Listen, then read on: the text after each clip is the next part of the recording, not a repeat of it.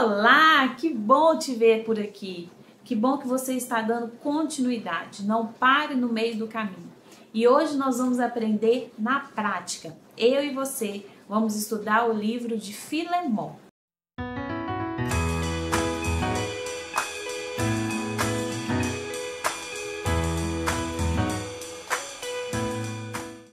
E como nós aprendemos? Uma coisa muito simples. Como que a criança aprende as coisas? Perguntando. Mãe, eu posso pegar isso? Posso enfiar o dedo na tomada? Não. Por quê? Porque toma choque. Por que toma choque? Porque ali tem, né, uma corrente de energia. Mas por que tem corrente de energia? Não é assim? A criança está aprendendo, ela está curiosa, então ela quer saber os porquês, o para quê das coisas. E é assim que nós aprendemos. Então, quando você for estudar a Bíblia, você vai fazer perguntas. Por quê? Para quê? Como? Quando? Onde? E aí você vai procurar as respostas. Quando você começar a procurar as respostas, você vai estar estudando o livro e vai estar entendendo o livro. Então, nós vamos estudar aqui Filemon. Filemon é um livro curtinho do Novo Testamento. Então, a primeira pergunta. Quem escreveu o livro de Filemon? Paulo. Aonde Paulo estava quando ele escreveu? Paulo estava preso em Roma. Para quem ele estava escrevendo essa carta? Paulo escreve essa carta para Filemon. Por que Paulo escreveu essa carta? Paulo escreve essa carta para Filemon falando de Onésimo, porque ele queria que Filemon perdoasse Onésimo. Para quê? Para que Onésimo voltasse a servir Filemon. E agora não só como escravo, mas como um irmão em Cristo. Deu para entender aí? Então nós vamos ler juntos. Filemon, capítulo 1. Eu, Paulo, prisioneiro de Cristo Jesus, escrevo essa carta junto com o nosso irmão Timóteo a Filemon, nosso amado colaborador, a irmã Áfia, a Arquipó, nosso companheiro na luta, e a igreja que se reúne em sua casa. Então aqui, ó, Paulo sempre dá uma saudação no começo das suas cartas. E ele sempre fala que ele não é prisioneiro ali daquelas grades de Roma. Ele é prisioneiro de Cristo Jesus. Ele está ali porque ele entendeu o poder de sofrer, né, por Jesus. A alegria de sofrer para levar o evangelho. Então ele é prisioneiro de Cristo Jesus.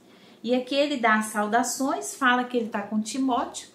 Tem também as cartas de Timóteo e fala aqui da saudação à igreja que se reúne na sua casa. Então tinha uma igreja que se reunia ali na casa de Filemon. Então tudo indica que foi Paulo que ganhou Filemon para Jesus. E Filemon, ele teve a oportunidade de andar com Paulo um pouco. Só que agora, né, eles estão separados porque Paulo está preso em Roma. Que Deus, nosso Pai, o Senhor Jesus Cristo, lhe dê graça e paz. Sempre dou graças ao meu Deus por você em minhas orações. Então, olha que delícia. Paulo fala assim, Filemon, eu sempre estou orando por você. Todas as vezes que eu vou orar, eu lembro de você. Pois ouço com frequência de sua fé no Senhor Jesus e do seu amor por todo o povo santo.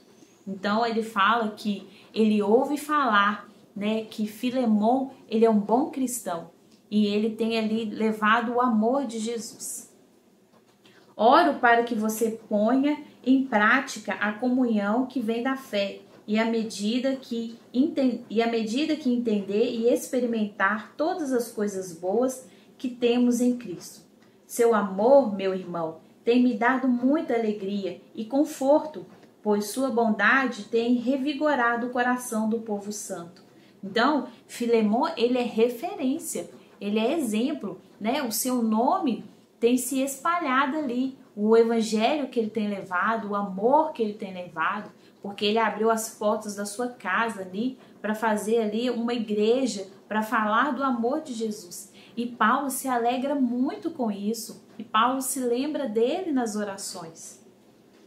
Pedido em favor de Onésimo. Então, Paulo aqui, depois de falar que amava muito ele vem com pedido. Já viu quando o filho da gente vai pedir alguma coisa? Ele fala, mãe, te amo tanto. Aí você já pensa assim, o que você quer? Foi mais ou menos assim. Por isso, estamos no versículo 8. Por isso, ainda que pudesse exigir em Cristo que você faça o que é certo, prefiro pedir. Olha que interessante aqui. Ele pode exigir. Se ele quisesse, ele falava assim: Filemon, você vai aceitar Onésimo.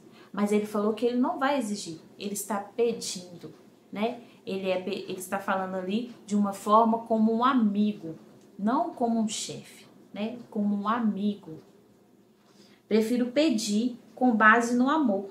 Eu, Paulo, já velho e agora prisioneiro de Cristo Jesus, suplico que demonstre bondade ao meu filho Onésimo.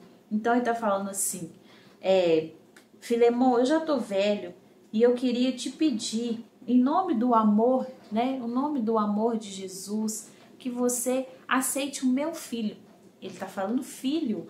Por quê? Porque Paulo ganhou Onésimo para Jesus.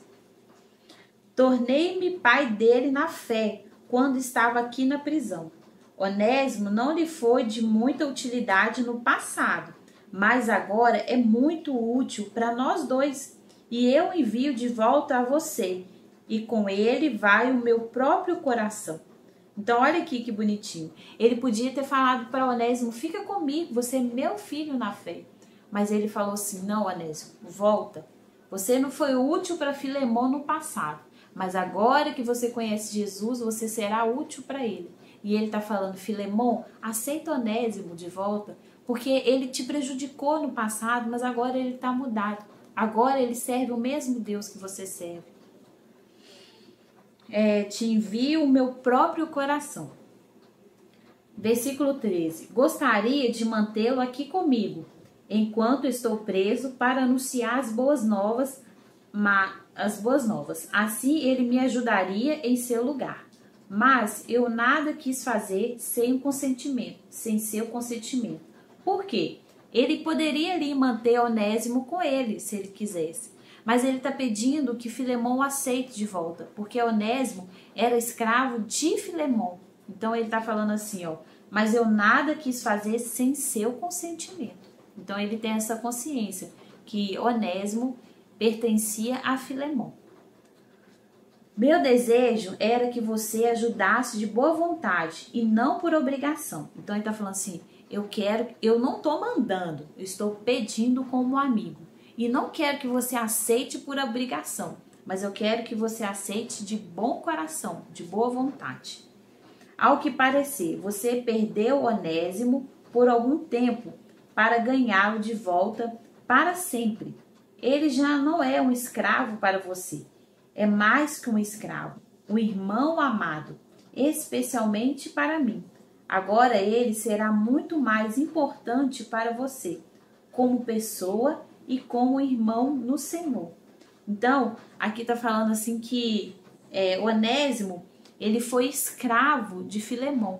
Mas aí Paulo está falando, agora aceita ele, mas não como escravo. Agora aceita ele como um irmão em Cristo. Portanto, se me considera seu companheiro na fé, receba-o como receberia a mim. Uau, né? Então ele está falando assim, Filemon, eu quero que você receba Onésimo como você me receberia. Então, às vezes, a pessoa recebe aquela pessoa ali, o escravo, de qualquer jeito.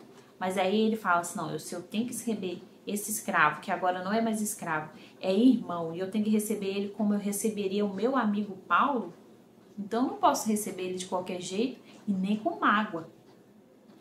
Se ele o prejudicou de alguma forma ou se lhe deve algo, cobre de mim. Então aqui tudo indica que Onésimo, ele roubou de Filemon e fugiu. Então Paulo está falando assim, se ele está te devendo alguma coisa, eu assumo a dívida dele. Eu pago. Eu, Paulo, escrevo do próprio punho. Eu pagarei. E não mencionarei que você me deve sua própria vida. Então que foi uma indireta, né? E aqui ele está falando assim, eu não vou falar que você me deve nenhum favor, não. Né? Mas aceita ele de bom grado. Se ele está te devendo alguma coisa, eu vou pagar a dívida dele. E aceita ele agora como um amigo, como um irmão em Cristo. Não mais como um escravo. Sim, meu irmão, faça-me essa gentileza no Senhor. Reanime meu coração em Cristo. Escreva essa carta, certo que você fará o que lhe peço. Até mais. Por favor, prepare um quarto para mim, pois espero que as orações de vocês sejam respondidas e eu possa voltar a visitá-los em breve. Então aqui tem a saudação final. Vocês entenderam aqui o contexto? Paulo estava conversando com ele, explicando que Onésimo foi até ele, explicando ali a situação de Onésimo, que agora ele era um homem diferente, que agora ele podia aceitar ele, que podia confiar nele, porque Paulo estava dando a palavra dele, que ele era uma pessoa mudada, e Paulo estava assumindo pagar a dívida dele. Então tudo indica que Onésimo roubou de Filemon. O que a gente aprende com essa carta? O poder da amizade, o poder do amor, o poder do perdão, né? E essa carta tão curtinha, ela foi colocada na Bíblia porque ela foi revelação do Senhor. Então, o Senhor se revela a nós através dessa carta. O Senhor fala ao nosso coração através dessa carta. Então, é assim que nós estudamos. Quando você vê uma palavra que você não entende, você vai dar uma pausa, vai pegar essa palavra e vai lá ver o significado dessa palavra. Não leia assim rapidamente para acabar. Não tenha prazo. Eu vou ler a Bíblia toda em 3 meses. Se você ler em 3 meses, você vai ter que ler rápido e muitos capítulos. Às vezes você lendo rápido, lendo muitos capítulos, você não está observando e assimilando aquilo que você está lendo. Então leia com calma, leia com paciência, examine e faça perguntas, certo?